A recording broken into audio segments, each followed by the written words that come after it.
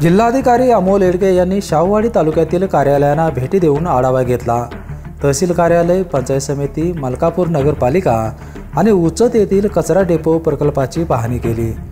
बांबोड येथील प्राथमिक आरोग्य केंद्रास भेट देऊन आरोग्य केंद्राच्या इमारतीची पाहणी करत येथील अपुऱ्या गोष्टींची पूर्तता करून घेण्याच्या सूचना दिल्या। येथील चावडीलाही भेट देत नागरिकांना कागदपत्रे वेळेत पोहोच करण्याच्या सूचना जिल्हाधिकारी अमोल येडगे यांनी दिल्या आहेत।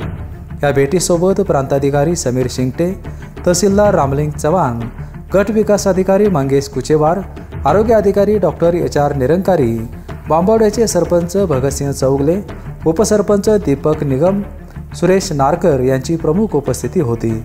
पेपेनसाठी शाहूवाडीहून रमेश डोंगरे।